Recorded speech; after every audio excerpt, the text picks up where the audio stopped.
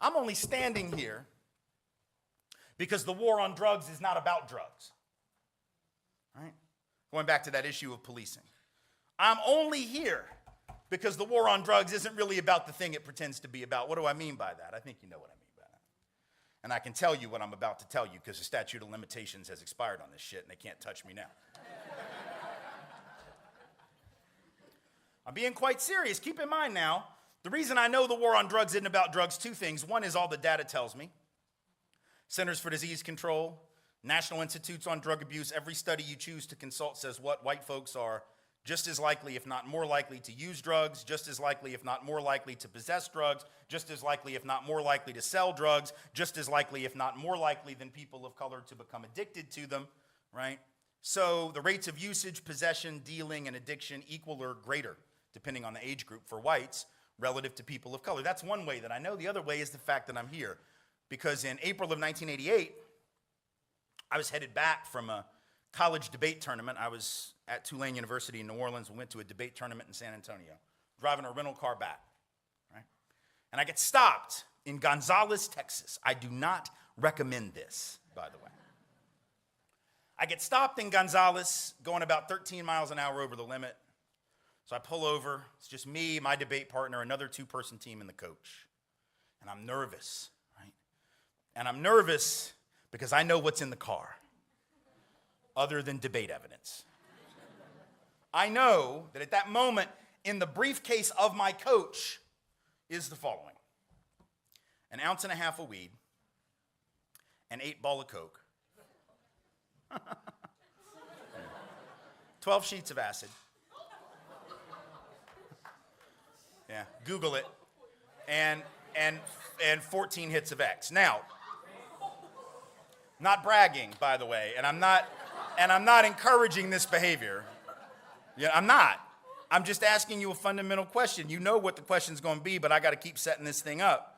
Now, for those who are not drug users, either now or at any point, that is not for personal consumption, as you can probably imagine. That would kill anyone who tried to do all that. So that was my coach. He was a dealer on the debate circuit. He would deal to other coaches. He would deal to debaters, right? So I get pulled over, and I know that's in there.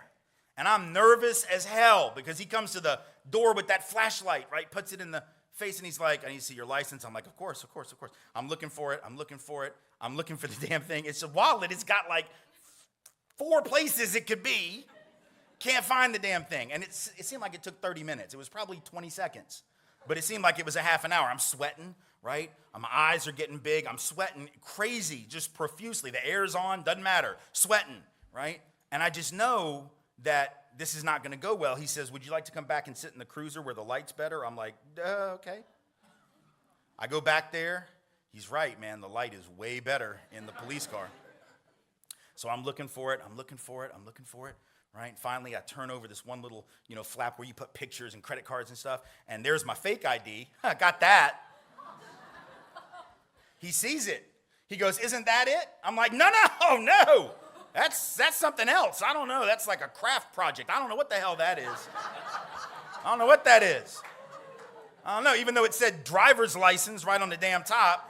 And he saw it, and he's like, are you sure? And he starts to reach for it. And just as he starts to reach for it, now keep in mind, just the license alone is a misdemeanor offense, $500 fine, up to 60 days in jail potentially. He probably wouldn't have gone to jail for it, but they're going to search the car when he gets it, right? So he's reaching for it, and just as he does, I find my real license that magically reappears in a place that I thought I had searched 5 times. And I'm like, here it is. Oh, here it is, right? And he goes, you sure that's it? And he gave me a look that said he knew. He writes me a $75 ticket. He lets me go. Now, if you think that he wouldn't have searched that car with all the nervousness that I was exuding, the at least suspicious behavior that would suggest possibly something greater was up. If you don't think he would have searched that car if I were black or brown, you have not been paying attention. And I don't mean to this lecture. I mean to life in general in America. Now, to say racism does not exist in America is to be a liar, because we have seen many instances where racism has been projected publicly. But then, many times when whites are faced with these issues, One of the phrases that they are always ready to throw around is that I am not a racist. This does not really mean that they don't want those activities to continue, but it really shows their defense mechanism towards issues relating to racism. If racism is to end in America, how is it going to end? First of all, I think whites must, first of all, face and dismantle their privilege. They must work towards joining anti-racism that requires commitment to dismantling white supremacy within themselves, families, workplaces, communities, and culture. I think this is what is needed for anything to happen within the society. And because of this, many people always shy away from really speaking about issues of racism or how they affect black people. Especially, rarely do whites talk about it. However, there are certain white people who have always come to the forefront to really face this issue and find solutions for the vices that affect black people. One of the notable whites who has been very, very vocal on this issue is Tim Wise. I want to play for you this clip where he was giving a speech about Black Lives Matter and how his speech was very, very in-depth in issues relating to racism. Let's watch this, then come back and share our thoughts together. This is very impressive. Not me, you. This is really, I mean, I'm going to try to be impressive, but I make no promises. You guys, this is great. This is like several hundred people, or if I use the Donald Trump inauguration math, 100,000 people all jammed into one room at Pasadena City College. How the hell did you pull that off? It's like 100,000 people in here. It's amazing. It's the biggest turnout in the history of any speech ever given at Pasadena City Community College, other than the last one I gave, where there were 10 million of you in the room. Yeah, it's going to be that kind of night, so hang out. It is good to see that extra credit still counts for something in higher education. That's good shit. Yeah, you know. It's okay. I don't care. I don't care if you're here because these are the issues that you think about every day. I don't care if you're here because you're being academically bribed by some professor who said they would give you triple credit for coming here. Doesn't matter, because a couple things. Number one, the lights are on. They're up, and if you get up to leave, I'm totally going to see it, and it's tacky as hell, and I'm going to call it out. Secondly, you really couldn't get out of here if you tried right now, so without causing some kind of horrible scene or fire hazard. So really, just hang out with me for like an hour. It's an hour of your life you'll never get back, but I'll try to make it not too painful. Try to make it informative. Try to make it something you can walk away with some information that'll help as you move forward in this world. I find it interesting, you know, in the introduction there, the president mentioned James Baldwin, and I'm going to do that as well, because I, as well as he, have a great regard for Baldwin, and I think that sometimes, particularly for those of us who are white and do this work, it's really important for us, whenever possible, to point both backwards and forwards and next to us to those persons of color who have done so much of the hard and heavy lifting over the years when it comes to fighting white supremacy and racism. And Baldwin certainly did more than his share of that. And in particular, Baldwin was especially prescient and important in the way that he understood how the past affects the present and how our understanding of the past is critical in terms of our ability to understand where we are as a country right now, right? The idea that if you don't understand sort of what came before now, whether we're talking about our politics and the current administration, or whether we're just talking about any subject related to race, and I would actually go further and say any subject anywhere. If you don't understand what came before, you can't really make sense out of what you're seeing right now. He was especially critical of the way that white Americans often had this sort of hagiographic, horribly inaccurate understanding of our history and how it affected our ability to understand the world that we perceived. This is what he said over half a century ago. Speaking of white folks.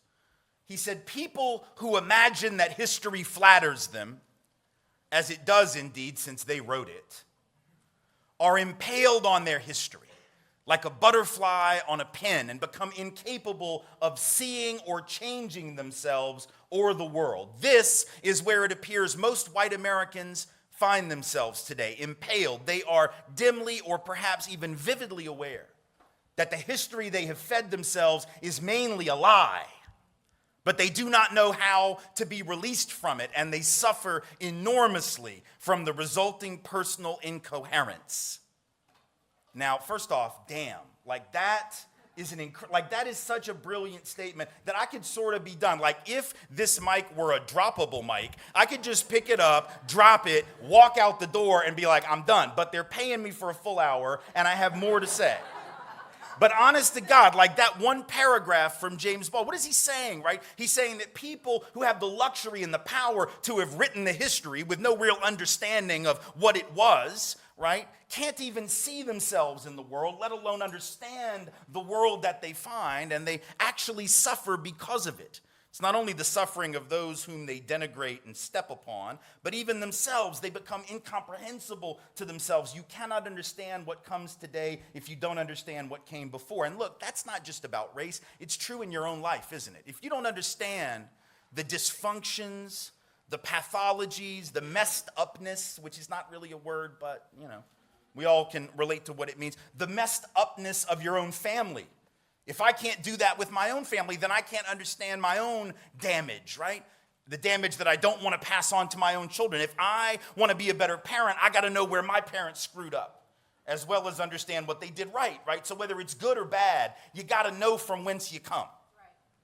The problem is we don't do that very often. And when we don't do it, we create a very dangerous world in terms of our ability to work together and build justice. Let's think about a few contemporary examples, right, to understand what I mean. And I'll talk a little bit about the election and political context in a minute, but I want to start somewhere else because I don't want to give this particular moment, this particular man, this particular administration any more credit for creating this problem than he deserves, because this thing has been around since long before Donald Trump. This thing has been around long before Trumpism, right? We can't give all the credit there. It's not like Donald Trump thought up some new stuff. Right? It's not like Donald Trump created the problem. This is a problem that goes back to the founding of our country. So we'll get to that. But I want to start somewhere else. If you don't understand, for instance, the history, the predicate, what came before, when it comes to the subject of law enforcement misconduct in black and brown communities, for instance, right? If you don't know that history because it was never taught to you, right, then a movement like Black Lives Matter won't make sense to you. If you don't understand the way that black life has been discounted and denigrated and has not mattered institutionally to an awful lot of folks, right, then somebody proclaiming that Black Lives Matter will seem irrational. It will seem horribly militant and separatist and maybe even hateful. And then you'll say things like, but what about my life? What about me? All lives matter, don't they? What about me? I know, precious. I know your life matters. I know my life. You don't have to tell me that all lives matter. I get that. I got 2 children. I got 2 teenagers. They're 15 and 13. They are white. That is what happens when white people make babies. You get white babies. They are white. I know that their lives matter. You don't have to tell me. I don't need a bumper sticker to remind me of the value of my own children's lives. The point is, every cop in this country also knows that my daughter's lives matter. And every teacher knows. And every employer knows. And every bank loan officer knows. That is to say, we don't have to specify about my daughters. Their lives and the value of their lives are taken for granted. You only got to specify that which gets routinely ignored. You only have to specify that which we tend to forget. Because remember, white folks have a long history of saying all and not meaning it. We do. Thomas Jefferson, now, it's not representative of all white people, but I gather he's one of white people's favorite white people. Thomas Jefferson said, did he not, that all men are created equal, endowed by their Creator with certain inalienable rights, among these life, liberty, and the pursuit of happiness. There's that word all, as in all lives matter, all men are created equal. But when Thomas Jefferson wrote those words, he owned over 250 other human beings, so I'm guessing he didn't really mean it. But he said it, right? And when the Pledge of Allegiance was written, first iteration in the 1880s, there were several afterward through the 1920s, last iteration, last version, 1954. But in every iteration of the pledge, what's that last line? That never changed. With liberty and justice for whom? All, there's that word again, written by white folks who I dare say in 1888 or whatever it was, did not mean it. Nor did they mean it in the 20s, nor did they mean it in the 50s. So what black folks are trying to tell us with BLM, whether we're prepared to hear it or not, is that when y'all have been forgetting that we're part of the all, we're going to have to remind you. And Black Lives Matter becomes that asterisk at the end of white folks all. As in, yeah, y'all need to be reminded from time to time that you've been forgetting some folks. Now, we can certainly make the argument that we got to be clear that indigenous lives matter and Latinx lives matter and Asian Pacific Islander lives matter, because those are too often discounted as well. But trust me when I tell you that in this country, when black lives finally do matter, at the institutional and systemic level, all of our lives will, and not one moment before that, see? But if you don't know the history of misconduct, nothing I said will make sense to you, because for a lot of white folks, we have grown up in a society where the police really were the protectors. We just had a different relationship to law enforcement than a lot of people of color have. This isn't about bad cops, good cops, by the way. It's not about, oh, all police are terrible, all police are racist, all police are brutal. It's not about people, it's about systems, right? And law enforcement as a culture has a history of abuse, and every Angelino who is black and brown knows that. Everyone in this greater area who is black and brown knows that. Everybody's been in Pasadena long enough knows that, right? Black folks, for instance, know that modern policing traces directly to slave patrols. That's the first iteration of policing in this country, right? And there's a bright line relationship between that and what came next. Cops were the ones who enforced the slave laws. Cops were the ones who enforced segregation. Cops were the ones who collaborated with riots in black neighborhoods, burning them to the ground in the 20s and 30s. Cops were the ones who collaborated with military uniformed officers in Los Angeles in 43 during the Zoot Suit riots when they rampaged in Chicano neighborhoods. And Chicano folks in this area know that history. A lot of white folks weren't taught it. And you can't know what you weren't taught, and you can't teach what you don't know. So I'm not saying you ought to feel bad for not knowing it. I'm just saying when you don't know some stuff, you miss some stuff. When you have the luxury of being oblivious to that history, you miss some stuff. People of color don't have the same luxury. They know that it was cops that pulled protesters off of the stools during the sit-ins in the South where I'm from. That wasn't done by random folk off the street. That was cops with guns and badges and the power of the state. See, here's the problem. Whether you're a good person or a bad person and you become a police officer, I think most people who become cops, most people who become teachers, most people who become whatever they become are good people. I think most people are good folks, just in general. I think most people don't wake up wanting to hurt other people, but here's the problem. If you have a job that involves enforcing the law in a society where the law is the problem, right? Let me repeat. If you have a job to enforce the law in a society where the law itself is the problem, that is to say segregation as a law, enslavement as a law, indigenous removal as a law, right? The dislocation and dispossession of Latinx peoples from their land, where that's a law, where Japanese internment is a law, right? Then the people whose job is to enforce that law by definition are agents of injustice. That's not about hating police. That's just obvious, right? If you are the enforcer of the system and the system is the problem, then you are part of the problem. If you want to be part of the solution, you got to flip that system, right? You can't stand at the end of the conveyor belt in the factory marked sausage factory and be shocked when all the stuff it sends you is sausage. If you're sitting down there and you're like, where the hell are my chicken nuggets? You clearly did not read the sign, yo. It said it was about sausage. So you probably ought to understand the system is attributing and producing exactly what it was intended to produce, right? And if you understand the history, that doesn't sound radical. It just sounds obvious, right? But if you don't know that history, it seems absurd. So you got to understand the past to understand the present. That's the point. But it's not just with regard to policing, right? It's with regard to just any inequities that you see. And I think about this not as an educator, not as a writer, not as a scholar, activist, or anything. I think about this as a dad, right? Because like I said, I got these two girls, they're 15 and 13. And, you know, when you're a parent, you always sort of pay real close attention to how your kids learn stuff, right? And you can see, like, when the light bulb goes on over their head, and it's sort of a really amazing moment because you're like, oh, my God, they just figured out something, and sort of cool, and, you know, you try to commit that to memory. All right, so a couple years ago, I'm driving with my girls to their dance studio. They're dancers, and we were leaving their school to drive to the studio, about 8 minutes on surface streets in Nashville, Tennessee, from their school to the downtown studio, where they were both in the company. And it's a drive we've made every day, virtually every day for like a year and a half during the week and once on weekends. So we're used to this drive. But on this particular day, something different happened. We get stopped at a red light. And that red light happens to be in the middle of public housing, right? Both sides of the street, public housing apartments, or what we refer to in this country as projects, right? And the 10-year-old daughter, whose name is Rachel, sitting in the back seat, looks around, and I'm sure she had recognized the racial demographic of that neighborhood before, because we've been making the drive every day, right? But that day she says, "Daddy, why is this neighborhood pretty much all black?"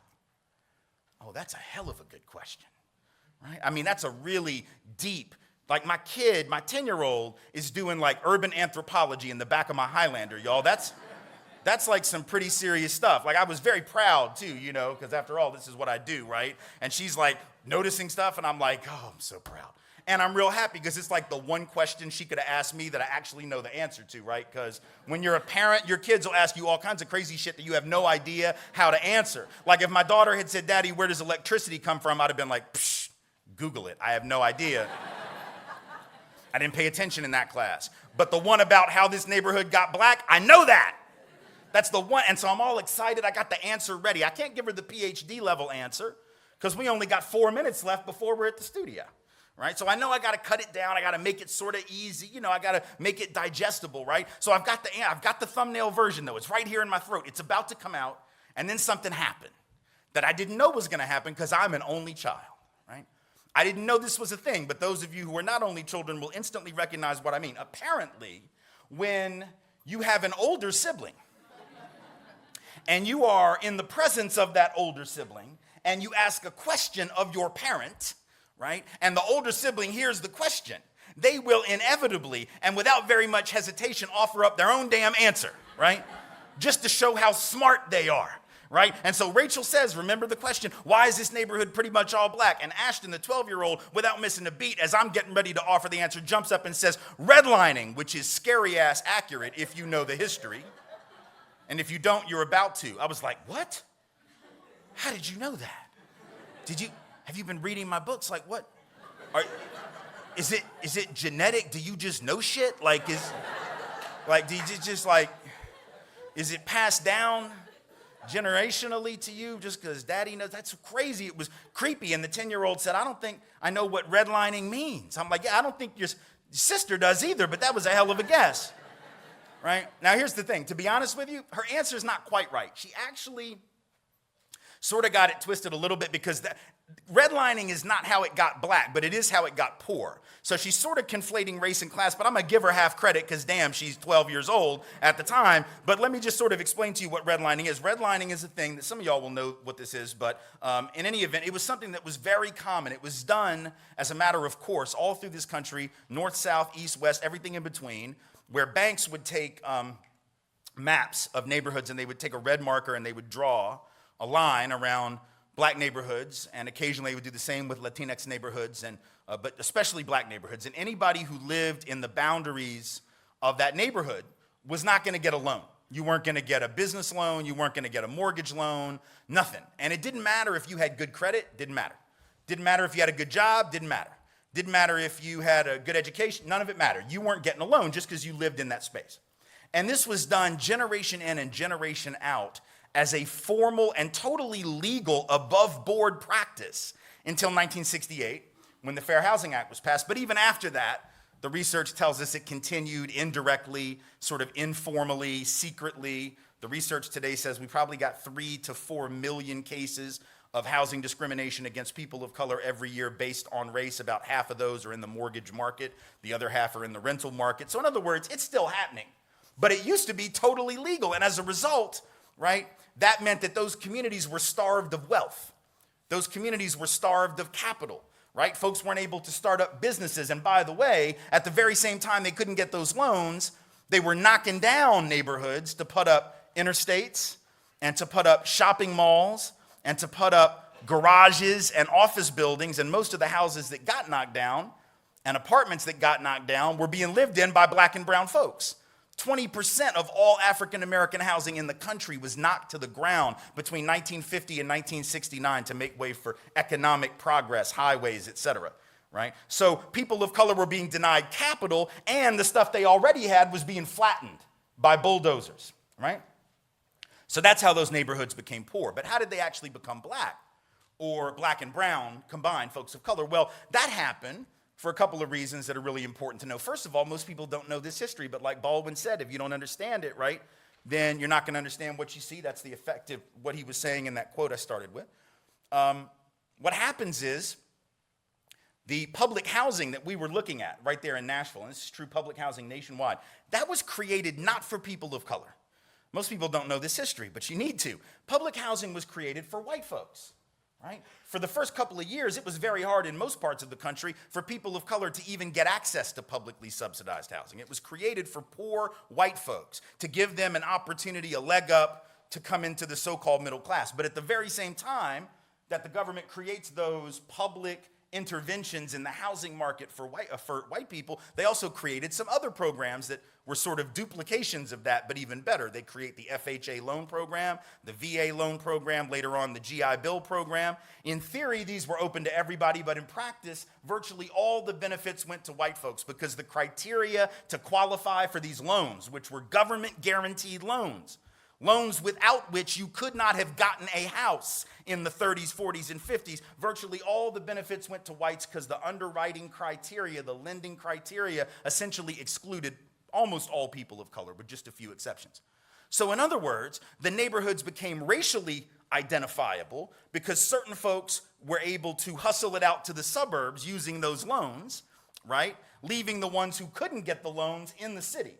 And then you couldn't get a loan in the city because of redlining and other forms of discrimination. So these neighborhoods become white, these become black and brown, these become middle class to affluent, these become poor, not because of anything having to do with the people that live there, but having to do with the decisions made by people who most definitely do not live there, right?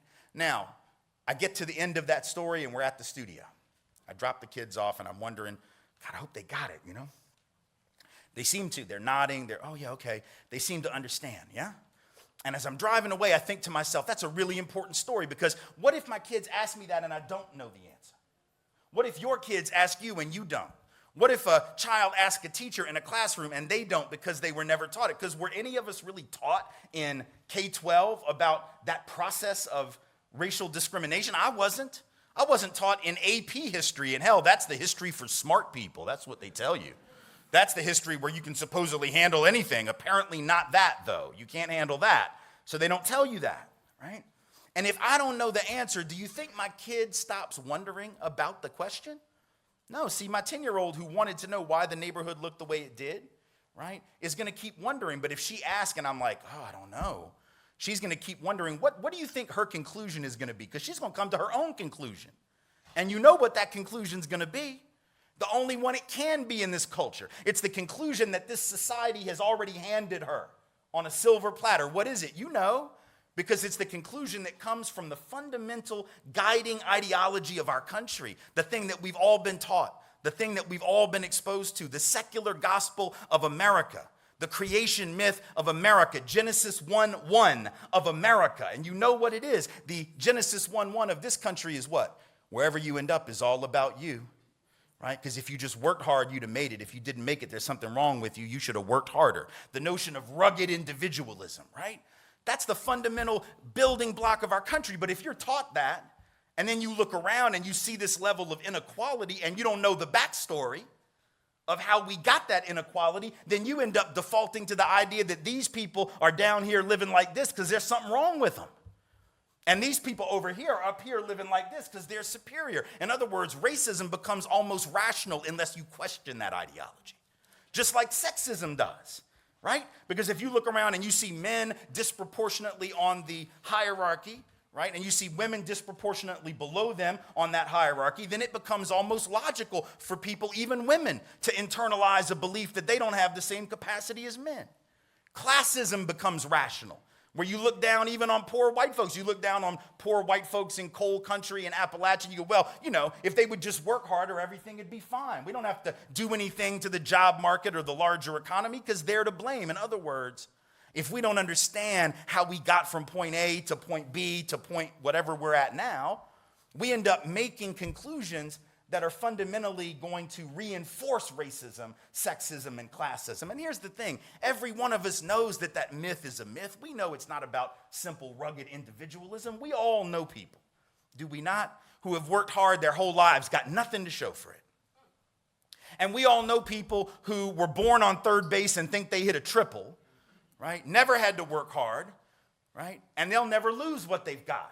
I'm even told, now this may be a rumor, y'all tell me, but I was told, as hard as this may be to believe, that there are even people who inherited their father's real estate empire in the 1970s, got to take over his real estate portfolio in the 1970s when it was worth $227 million already, and turned it into a few billion and decides that that makes him a self-made billionaire. Have y'all heard that story? I heard that story. I don't know who I'm talking about. I forget the name, but I feel like that's a thing, right? We know it's not about rugged individualism. It's about head starts, who had them and who didn't.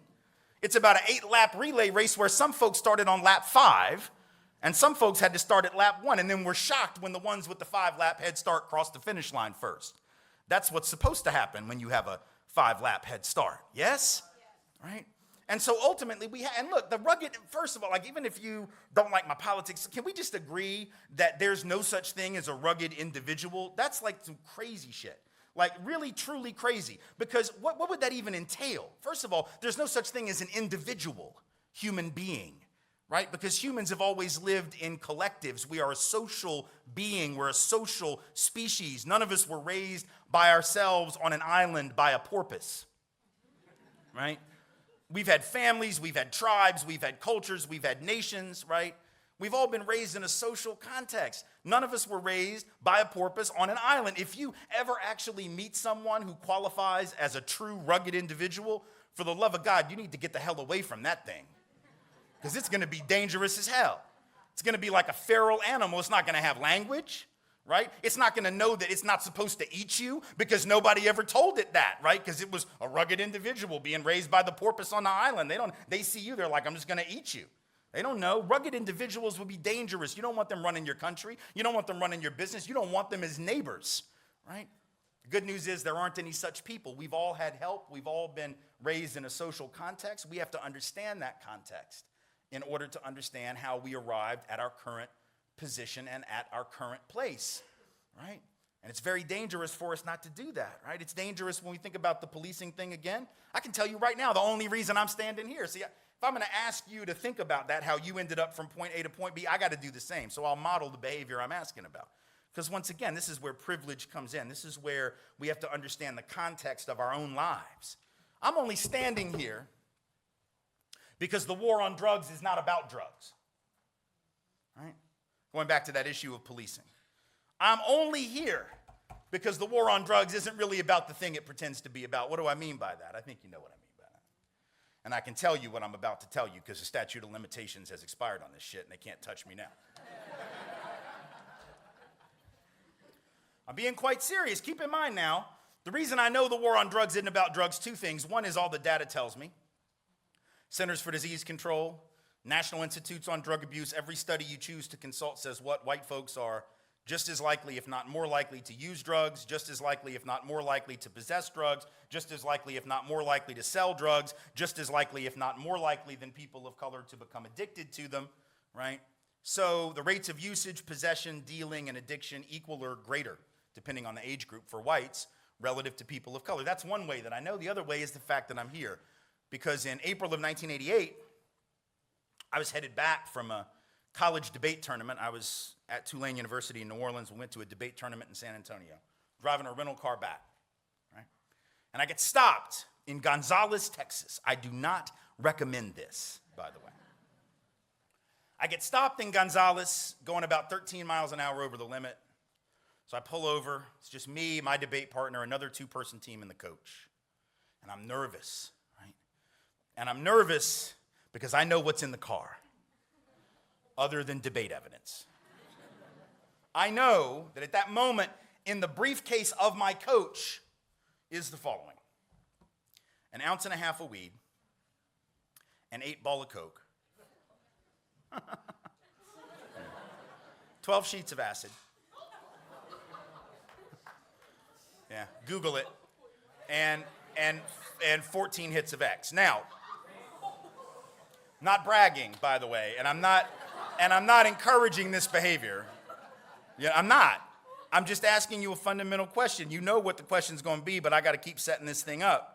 Now, for those who are not drug users, either now or at any point, that is not for personal consumption, as you can probably imagine. That would kill anyone who tried to do all that. So that was my coach. He was a dealer on the debate circuit. He would deal to other coaches. He would deal to debaters. Right? So I get pulled over, and I know that's in there. And I'm nervous as hell because he comes to the door with that flashlight, right? Puts it in the face, and he's like, I need to see your license. I'm like, of course. I'm looking for it. I'm looking for the damn thing. It's a wallet. It's got like 4 places it could be. Can't find the damn thing. And it seemed like it took 30 minutes. It was probably 20 seconds. But it seemed like it was a half an hour. I'm sweating, right? My eyes are getting big. I'm sweating crazy, just profusely. The air's on, doesn't matter. Sweating, right? And I just know that this is not going to go well. He says, would you like to come back and sit in the cruiser where the light's better? I'm like, okay. I go back there. He's right, man. The light is way better in the police car. So I'm looking for it. Right? And finally, I turn over this one little, flap where you put pictures and credit cards and stuff. And there's my fake ID. I got that. He sees it. He goes, isn't that it? I'm like, no. That's something else. I don't know. That's like a craft project. I don't know what the hell that is. I don't know, even though it said driver's license right on the damn top. And he saw it, and he's like, are you sure? And he starts to reach for it. And just as he starts to reach for it, now keep in mind, just the license alone is a misdemeanor offense, $500 fine, up to 60 days in jail potentially. Probably wouldn't have gone to jail for it, but they're going to search the car when he gets it, right? So he's reaching for it.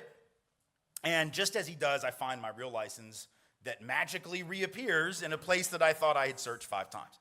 And I'm like, here it is. Oh, here it is, right? And he goes, you sure that's it? And he gave me a look that said he knew. He writes me a $75 ticket. He lets me go.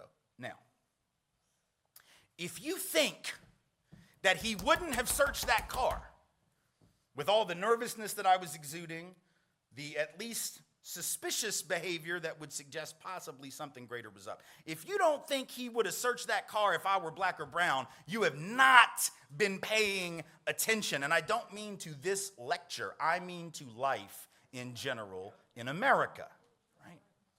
So see, that doesn't take away from whatever genuine abilities I have as a speaker or as a writer or as a scholar or as a whatever, right? But it means that every one of us is where we are because of a confluence of factors, some of which have to do with privilege that we didn't earn, some of which are just about luck.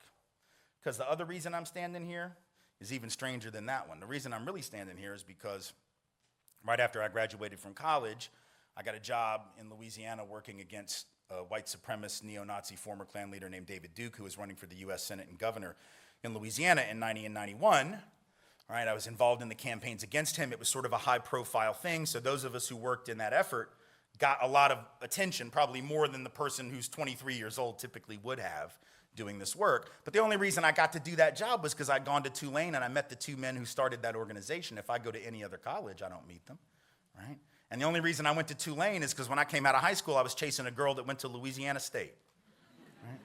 That's the truth, right? I'd never even thought of Tulane, but I meet this girl at a summer debate camp. I realize I'm totally like geeking out on debate right now, but you just got to understand these are important stories, central to my life. I was at a debate camp at American University in D.C. summer between junior and senior year. I meet this girl, and in the manner of a 16-year-old, I fall in love, right? And I tell her I'm going to go to Emory in Atlanta. That was where I was going to go. She's like, no, you can't go to Atlanta for college. We'll never see each other. You have to go to Tulane because then you'll only be an hour away, hour and 15. And then I'm like, oh, of course, I will completely change my entire life. Of course, that's what I'm going to do. Naturally, that's what I'm going to do. Screw my entire life plan. I'm following you because those relationships always work out. And I'm not bitter, by the way. It worked out really well for me and for her separately, but, But if I don't meet her and she doesn't convince me to go to Tulane, I don't meet those men. And if I don't meet those men who start that organization, I don't get that job. And if I don't get that job fighting David Duke, my whole life goes in a fundamentally different direction. But here's the thing. The only reason I met her was because I was a debater. If I hadn't been a debater, I wouldn't have done that. The only reason I was a debater was because, and that hadn't been my plan either. That hadn't been my path, at least I didn't think. When I was a kid, I thought my path was baseball. I was a really good baseball player. Not as good as Donald Trump now, because you've heard Donald Trump wants you to know he was the best baseball player in New York City in 1962. That happens to be a year that the Yankees won the World Series, but he was better than all of the players on the Yankees. He literally said this. So I wasn't Donald Trump good, but I was good. And I had college scouts come into my games when I was like 11 or 12, and so I thought, man, that's going to be my path. But then tried out for the high school team, had the most inexplicably horrible tryout in the history of tryouts. It's like I couldn't catch anymore. I couldn't throw. I forgot all the rules of the game. I get cut and had to find a different activity, which became debate. If I make that team, I'm not going to be debating. I'm going to be playing ball. If I'm not debating, I don't meet Monica at American University. I don't end up at Tulane. You know the rest of the story. What I'm really trying to tell you is I owe everything to that asshole that cut me from the baseball team. And to Coach Cantrell, I say thank you. Well played, because that ultimately made the difference. The point I'm trying to make is we got to challenge this notion of meritocracy. This idea that we end up where we are just because of our own hard work and our own effort, right? That's not true for me, as I've just proven. It's not true for any of us. Anywhere we get in life, we've had help. Some of it's been about race, some of it's been about gender, some of it's been about class, and some of it, like the baseball story, is just about luck, right? And if we'd be willing to own that, we'd be quite a ways further towards challenging racism, sexism, classism, and all these forms of inequality, because we wouldn't be looking down on folks who hadn't made it yet. Right? Because we could see ourselves in them and we could see them in us. It's only when we separate ourselves. Same thing is true with the immigration debate, right? Think about this. Our inability to understand the history of our own as white people, immigration is what gets us all twisted about brown folk coming, right? Because when Donald Trump gets up and says, well, Mexico, they're not sending their best. The hell, you think England sent their best? Y'all do know the best don't leave, right? The best sort of stay where they're at because they're winning. That's sort of the whole point. Like if you're the best, you ain't getting on the boat, right? I mean, the best are already, why the hell would they leave, man? They got everything they want. It's not like sometime around 1642, there's some British nobleman that gets his family together around the fireplace in the big castle and goes, all right, I've been giving this some thought, and I've consulted with your mom, not much, because it's like 1642, and I don't even have to ask her damn opinion. But we've been talking about it, and I think even though, I know you like the castle, right? It's great, right? I know, it's brilliant, it's great. I know, it's fantastic. You remember last weekend we were at the King's? I know, right? You like the King's children, right? They're fabulous. I know you're out there riding on the ponies. We got all this gold. We do all these great things that rich people do in 1642. It's fantastic. But to hell with all that. I've got an idea. And we've decided that in 2 weeks from now, we're going to ask you to gather up your things. Just gather up your things. Just all that you can carry. Nothing else. Just gather up your things. And we are going to get on a boat. A rickety old ship. I don't even know if it's seaworthy, to be honest. We might sink. We might be eaten by sharks. We might get scurvy or be hijacked by pirates. However, if we survive, I'm sure you'll agree that in a year hence, you'll be able to look back and say it was an excellent, fantastic adventure. Okay, that shit did not happen. The best did not leave because the winners always stay put. Only those who were suffering and losing in the system leave, and there's no shame in that.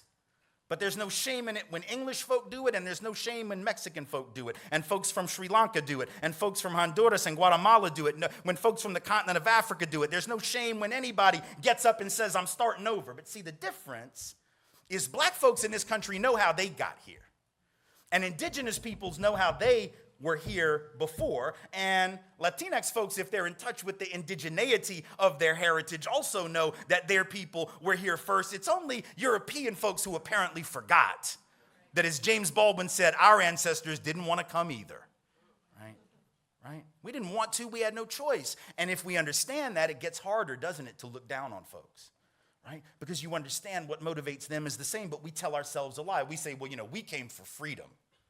And they're just coming for stuff. The hell? We came for stuff. Land. We came for land. We came for opportunity. We came for a new start. Even if you came for quote unquote freedom, that would still be some stuff, but we didn't come for that. All you got to do is look at the kind of system we set up in the colonies. This is a pretty unfree system. We spent most of our time in the colonies oppressing each other for not being the right kind of Christian and trying to figure out who the witch was so we could kill her. It wasn't about freedom, right? It was about a new form of tyranny. So the reality is migration is always about the search for opportunity. People don't like to move, right? Folks from Mexico don't just cross the border and come here like for shits and giggles because they got nothing else to do, right? Nobody likes to move, man. I moved 5 years ago, 3 blocks, y'all. 3 blocks, and it damn near killed me. I was like, I'm never doing this again. I hate this. I told my wife, don't ask me to ever move. 3 blocks, and I was just done. Right? You think folks want to pick up and leave the country, the only country they know, their heritage, their language, their culture, their friends, family members, just to take advantage of some cheap-ass, inadequate health care and some low wages, and to be exploited and shot at in the desert for even making the attempt? The hell do we think people do? People do those things out of desperation. If we understand that, then the judgmentalism is a lot harder because, once again, I can see me in you and I can see you in me. So you got to understand your own past if you're going to understand other folks' present, because they're operating on the same motivations that we were. You understand? But this is not just an academic point. I want to suggest to you that it's bigger than that, and it's something that white folks better concern ourselves with, because I think sometimes we very easily, and I understand why, but it's a problem. We very easily and readily assume that the reason we got to change stuff up in this country and fix this problem is to save people of color. Well, here's the thing. Obviously, the impact of white supremacy on people of color is the first and foremost order of business, but it's not white folks' job to save black and brown people. Black and brown folks will liberate themselves from this system, whether we're with them or not. The question that I want white folks to ask is, who's going to liberate us from this system? Because it's doing a number on our mentality.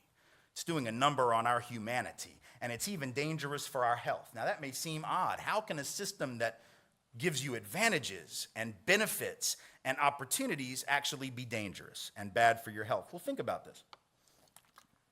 Go back to that point I made a few minutes ago about the notion of meritocracy and individualism, right? If I think, because I've been told, that wherever I end up is all about me, and I actually believe that, and then I find myself struggling, how do I make sense of that? See, when black and brown folks are told, hey, wherever you end up, it's your own fault, right? People of color sort of have enough of a history to know that that's pretty much bullshit, right? People of color have been around the block long enough to know that for the most part, it's always been more complicated than that. So folks of color always at least question that a little bit, if not a lot. But white Americans have been the group that's been able to sort of buy the myth, right? I'm not saying that white folks haven't struggled, but I'm saying that historically, white folks, even working class white folks, were able to say to themselves, listen, if I just play by the rules and I work hard and I keep my head down, and if I have a strong back and I can lift stuff, I'll always have a job.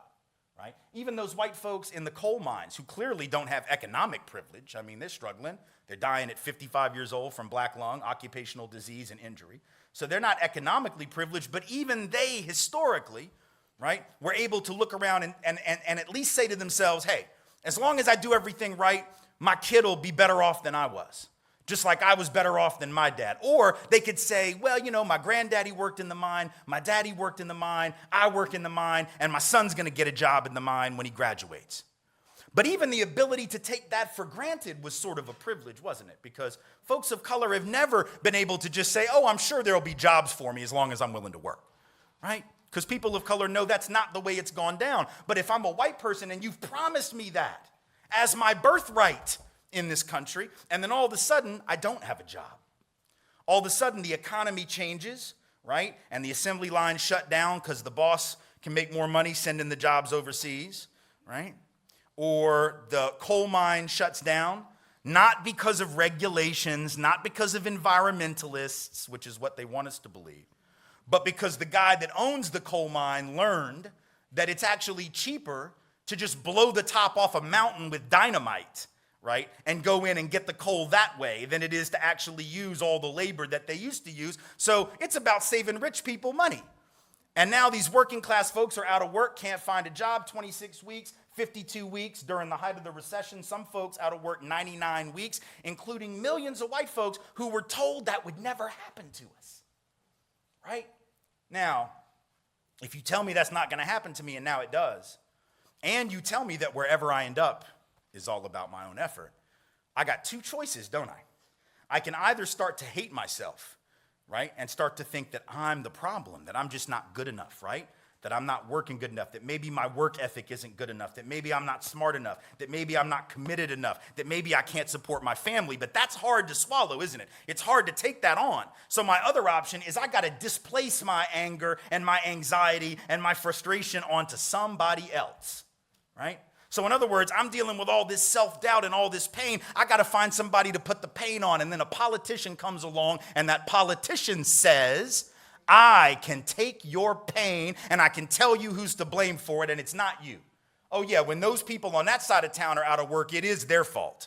But when you're out of work, it's also their fault, right? So you don't have to, that whole myth of meritocracy, that doesn't apply to you. And this stuff works, man. I got an email from a young guy a couple years back, young white guy, and that was his thing. He's like, I can't find a job because blacks and Mexicans are taking all the jobs. For real, all the jobs are being taken by black folks and Mexicans.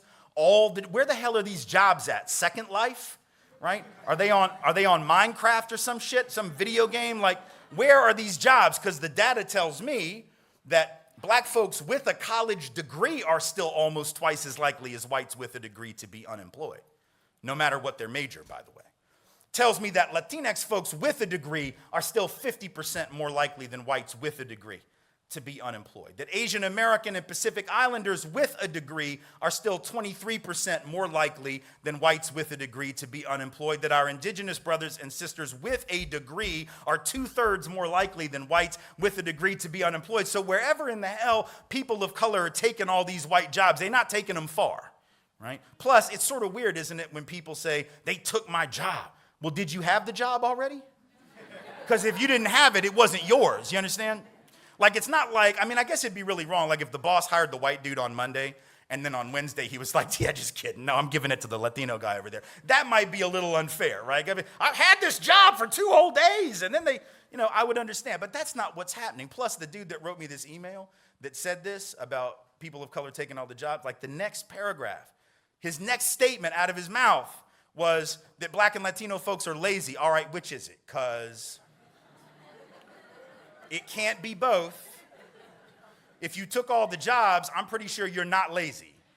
And if you're lazy, I'm thinking you didn't even take one job, let alone all the damn jobs. And I have this image whenever I hear this. White folks say this all the time, this victimology. Where they're taking the jobs. I get this image in my head of like this white Iowa farmer, right? Wakes up at like 4:30 in the morning to milk the cows, right?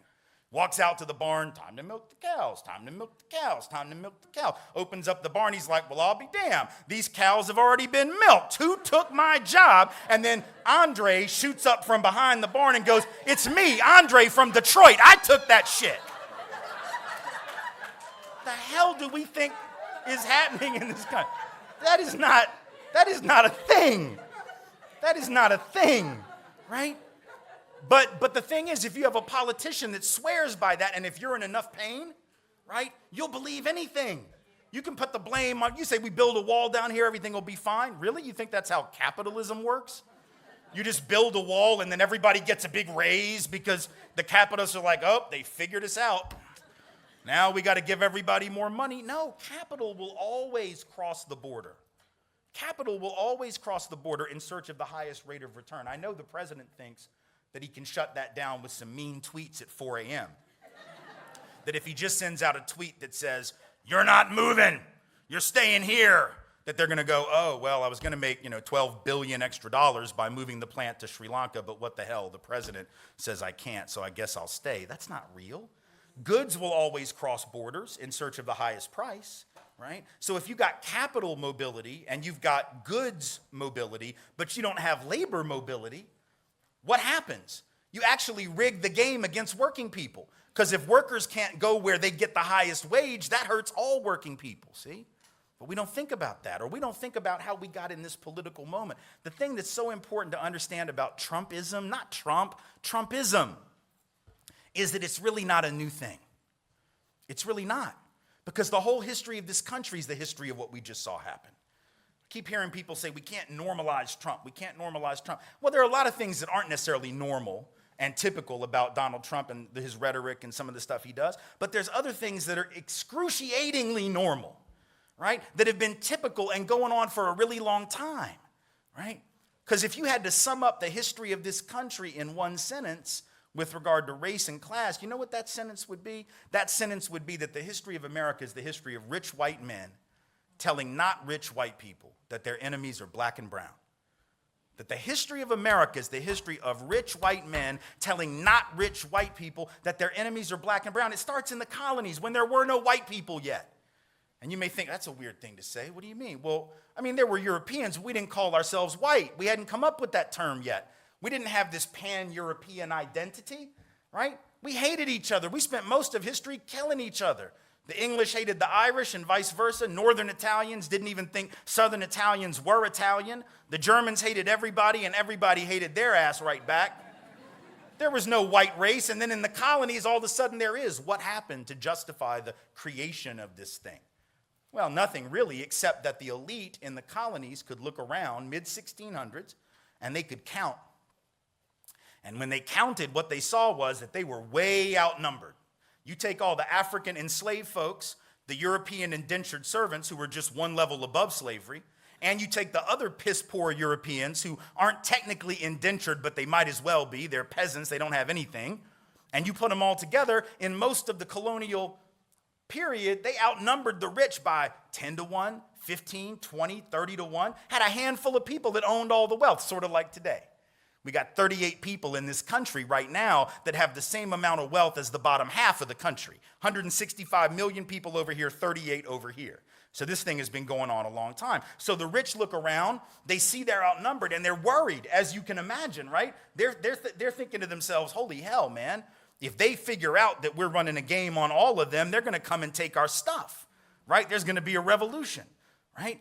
And they're going to come and take our stuff. And so we got to split these coalitions, because every now and then there would be rebellions that were cross-color, cross-racial. You would have Bacon's Rebellion as one, but there were others where you had folks of color and white folks joining together to overthrow the aristocracy, but the aristocracy can't have that, so they create this notion of whiteness, and they say to even the poorest European, you're better than even the best off black person. You're better than the indigenous. You're better, later on they would say, than those Mexicans, or better than those Chinese that we brought in to work the railroads, right? In other words, they created what W.E.B. Du Bois, the great sociologist, would later call the psychological wage of whiteness, right? The idea that, well, I may not have much, but at least I'm not black. At least I'm not brown. At least I got this right here, right? And the fact is, when you don't have anything but this will spend really well. You see, if you're rich, this is a bit redundant, isn't it? Like if you're rich enough, this is nice, but you don't have to have it. But if you're poor and you don't have anything else, this is the coin of the realm, and you will cash that check. And so all of a sudden, these white folks who were given the right to vote, at least if they were men, right? And they were able to own land, not much, but a little. And what they do, they put the men on the slave patrol to help keep black folks in line, see? Gave them a taste of power, not real power. They still didn't run the show. They still didn't make the laws. They still didn't own the bulk of the land, but they were riding around on a horse with a gun and a badge, and it made them feel big, made them feel strong, made them feel like they had a stake in this thing called whiteness, and those rebellions stopped. And the elite won. Rich white men telling not rich white people that their enemies are black and brown. Fast forward, Civil War era, same thing. The rich white folks in my part of the world, in the American South, openly announce that the reason they want to secede from the Union and possibly go to war is to maintain white supremacy and the institution of slavery. They were very blatant about it then. We lie now and say that it wasn't about that. But back then we didn't have any shame, so we just said it, right? But the problem, see, was that if I tell you the reason we got to break away and go to war, and many of y'all might die, is because I need to protect my property in human beings. How do I get you to go fight for me when you don't own any human beings because you're poor? Because you do know the rich don't go to war, right? The rich don't go fight. They get poor people to do that, whether it's in the 1800s or right now. Rich people get doctors to write notes saying they have heel spurs so they can't go to Vietnam. And if you don't know who I'm talking about, you can Google that tonight and figure that one out for yourself, right? Rich folks never go fight. They get poor people to do it. So think about what a trick that was. If I just told you the reason we got to go to war is so I can keep my slaves, and you're a poor white person, doesn't even own any, why would you go fight for my stuff, right? You would, because I come to you and I tell you, man, if they get free, they're going to take your job. They're going to displace you. No, fool. They already displaced you. That's the point, because if you're white and you got to charge $1 a day to work on that farm, and the guy that owns the farm can get the black person to do it for free because they own him or her, right? Guess who's getting the job? Free is going to get the job. So actually, poor white folks would have been better off saying to hell with all this, joining with black folks to overthrow the system of enslavement that was bidding down the wages of all working people. But the psychological wage of whiteness kicked in, and divide and conquer work. Fast forward to the 30s, labor union movement. You got white labor leaders that didn't want to integrate the union because they had swallowed it. They had bought it, right? And they were saying things like, well, we can't integrate. My God, if we bring these black folks and these Mexican folk and these Chinese folk into the union, they're going to reduce the professionalism of our craft. No, fool, they're going to double the size of your union. And that's probably really helpful when you go on strike. Right? Because when you go on strike, if you don't have them next to you on the strike line, guess who the boss is going to replace you with? The very black and brown folks that you didn't want to stand next to and work next to, right? And then you're going to blame them for taking your job, not the rich white dude who gave it away just to split y'all off of one another and divide and conquer you. And here it is again, right? 80 years later, working on immigration, same thing, telling folks the reason they don't have a job is not because of Wall Street, which I beg to remind you, was not destroyed by Mexicans, documented or not, was not destroyed by black folks, was not destroyed by peoples of color. It's just the highest SAT-having white boys in the banking industry, right? These all had they had business degrees. Like, God, you know they got to be smart. They had high SATs, and I know people get upset when I say that they were white. They're like, that's sort of racist. It's not racist. It's descriptive, right? And if they had been black or brown, all y'all would have noticed, everybody would have noticed. If it had been black folks or brown folks that took off with $13 billion worth of other people's money, or stole it, or lost it, or squandered it, if black and brown folks lose trillion, 13 trillion, if you lose that kind of money and you're black or brown, there's not another banking job that a black or brown person is ever going to get. Not even like a teller, not even like a drive-through window, right? Just no, you're not getting these jobs. White boys destroy Wall Street, lose trillions, and the result is what? That they keep getting bonuses.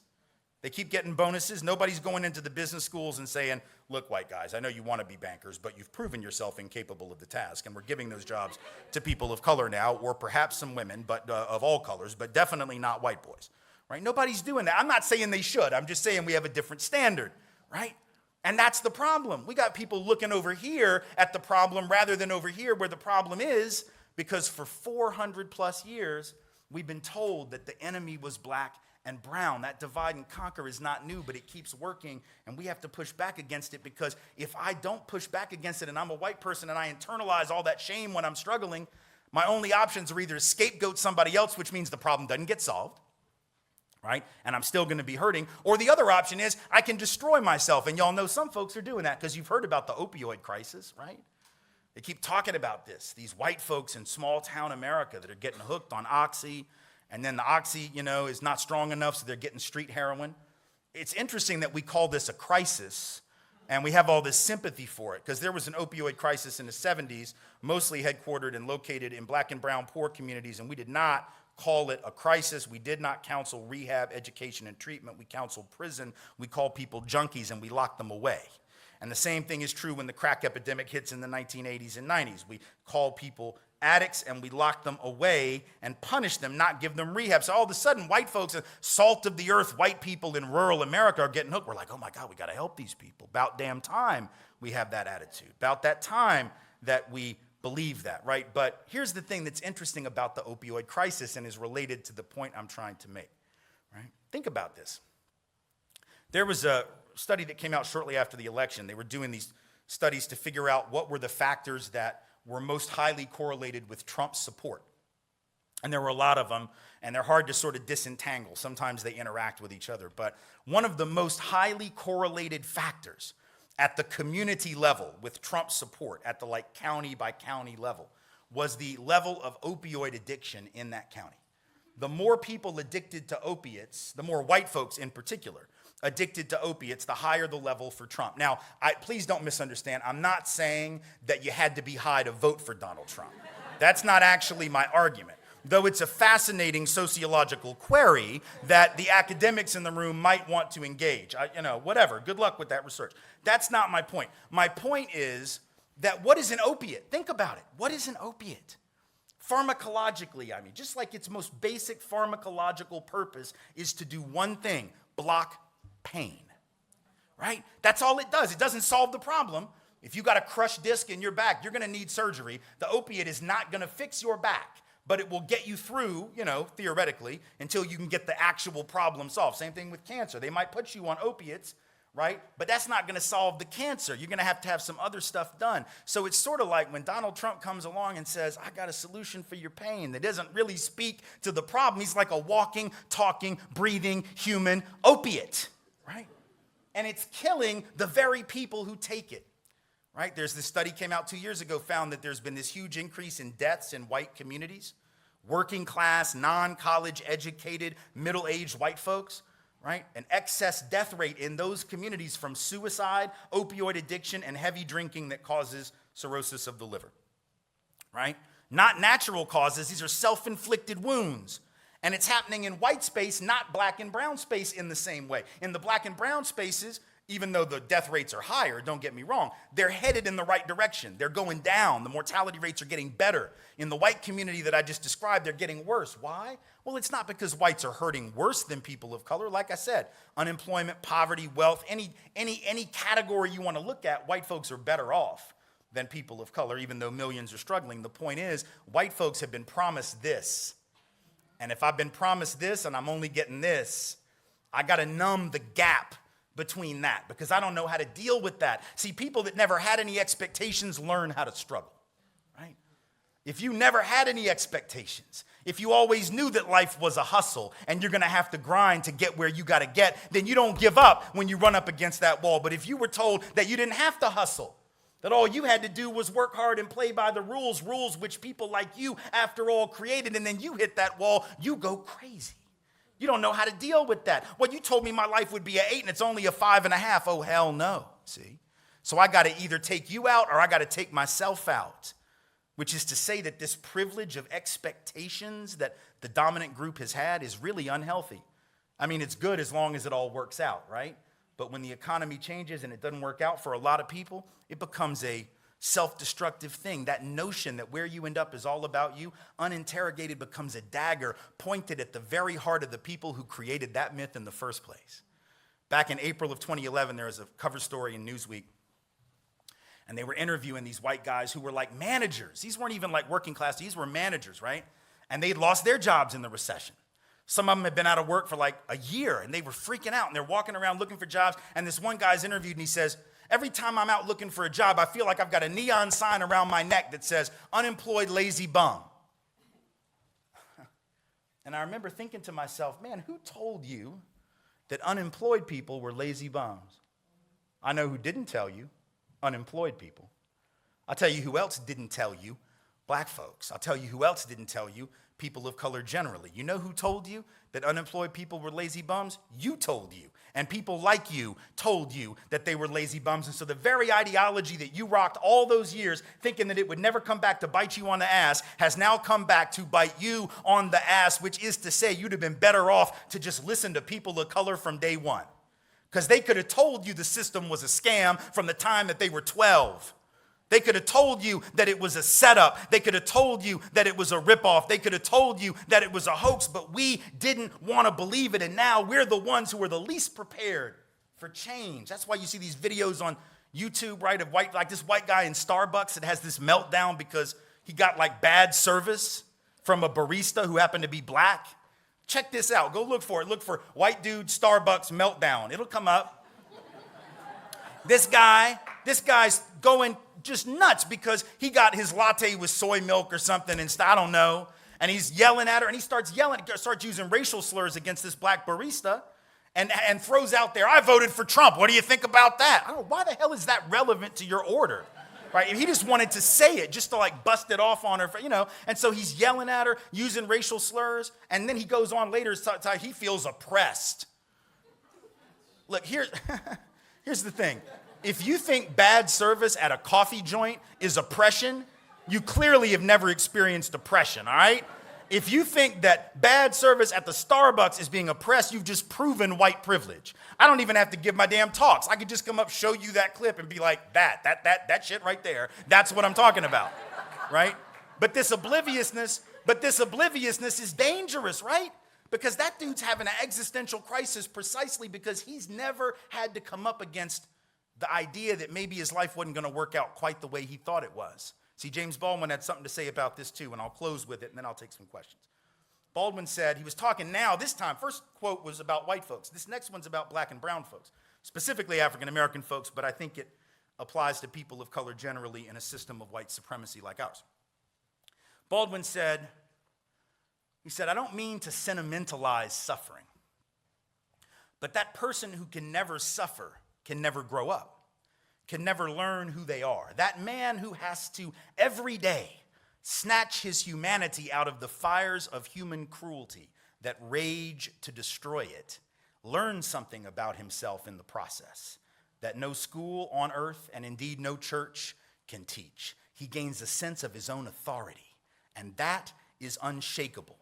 Because in order to save his life, he is constantly having to look at the meaning behind the words, to read between the lines. And he goes on to say, when one is constantly having to survive the worst that life can bring, one eventually ceases to be afraid of the worst that life can bring.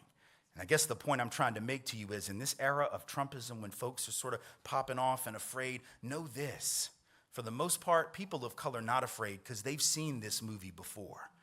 And they are not the ones who were losing their minds at the threat posed by Trumpism. It's those of us who weren't ready. People of color have been trying to tell us for hundreds of years, hold the mirror up to our face and tell us that we have been lying not only to them but to ourselves. And only now are some of us beginning to believe it. For the love of God, let us start listening to those persons of color. Let us join with them, whether it is in the streets, whether it is in the classroom, or whether it is at the ballot box. Thank you all so much for being here. I appreciate it.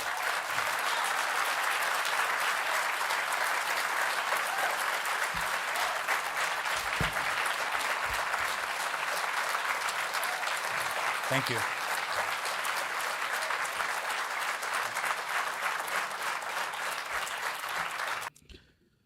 Now, I know many whites are always not very comfortable discussing the topics as has been enumerated by Tim Wise there. And I think he is somebody who has always devoted himself towards educating the masses over the issue of racism. Many times we see blacks talk about the challenges they face within American society. We see how they have been disenfranchised, yet nobody is always there to really acknowledge the kind of challenges these people have gone through. Look at the level of disparities in almost every sector in life. For example, look at health.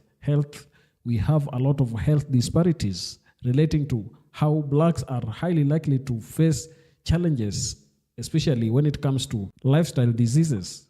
We also have a lot of challenges when it comes to education. Whites are more educated than blacks because they have better access to good school infrastructure and everything that comes with it. When you look at employment and even income levels, we are told that a white family owns almost 10 times as much wealth as that a black family can hold. And therefore, there are a lot of things that always go against black people in America.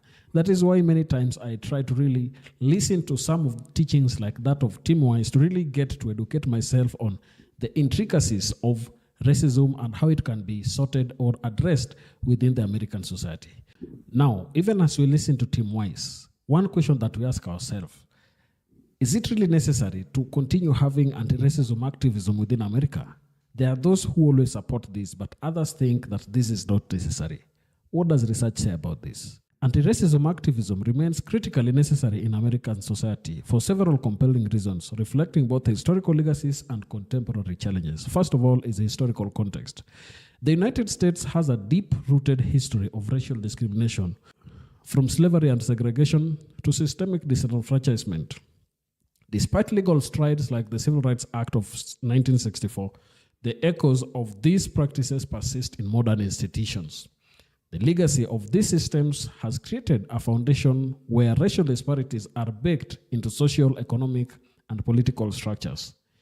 Anti-racism activism works to dismantle these inherent inequalities, striving for a society that genuinely reflects equality promised by American ideals. So, from the historical perspective, we know that a lot of systems that control and govern America have their foundation laced with racial disenfranchisement. And therefore, it is quite necessary for anti-racism activism to persist, because without this, changes will not be realized as it is required. Persistent racial disparity. Today, racial disparities are evident across various metrics of well-being and opportunity. For instance, there are significant gaps in education where schools in predominantly Black and brown neighborhoods often lack resources. Health outcomes show Black Americans and Native Americans have higher rates of chronic illnesses and lower life expectancies compared to white counterparts. In the criminal justice system, there is a disproportionate incarceration rate among Black and Hispanic populations. Economically, wealth gaps continue to widen with systemic barriers to home ownership and business development for minorities. Anti-racism activism addresses these inequalities by advocating for policy changes, community empowerment, and cultural shifts towards equality. So if you look at the persistent racial disparity that exists in America, it touches almost every aspect of human life. And therefore, for Blacks to ever have a fair shot at life, they must continue with anti-racism activism. And that is why people like Tim Wise are making good contributions towards ensuring that Blacks in America have a safe and better America that they can live in and be proud of. Implicit bias and cultural norms. Even with overt racism decreasing, implicit biases and microaggressions subtly undermine racial equality. These biases influence decision-making in hiring, policing, medical treatment, and judicial outcomes. Anti-racism education helps individuals recognize and mitigate these hidden prejudices. Activism also challenges cultural norms that perpetuate stereotypes or marginalize certain groups, promoting a culture where diversity is not just tolerated but celebrated. Political and social backlash. Recent years have seen a resurgence of explicit racial tensions with increasing hate crimes and political movements that often advocate for policies that could roll back civil rights gains. Anti-racism activism counters this backlash by organizing, educating, and mobilizing communities to resist regressive policies and to push for progressive ones that ensure protection and rights for all. Youth and future generations. The activism of today shapes the attitudes and policies that will govern future generations. Educating young people about racial justice not only equips them to navigate a diverse world, but also to lead it towards more equitable outcomes. Youth-led movements like Black Lives Matter have shown how younger voices can drive significant social change. As such, anti-racism activism in America is not just about correcting past wrongs, but about actively shaping a society that lives up to the democratic principles. It is an ongoing dynamic process that involves education, policy advocacy, community organizing, and cultural transformations to ensure that all individuals, regardless of race, can thrive equally. I think this is all we need in America and every society that we have across the world.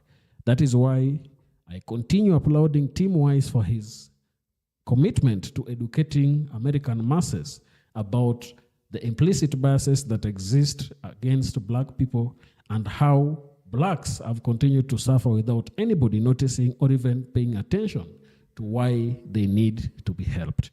Tell me down in the comment section what you think about this. And if you're watching us for the first time, don't forget to subscribe to our channel, like this video, and also share. Thank you, and may the good Lord bless you. Goodbye.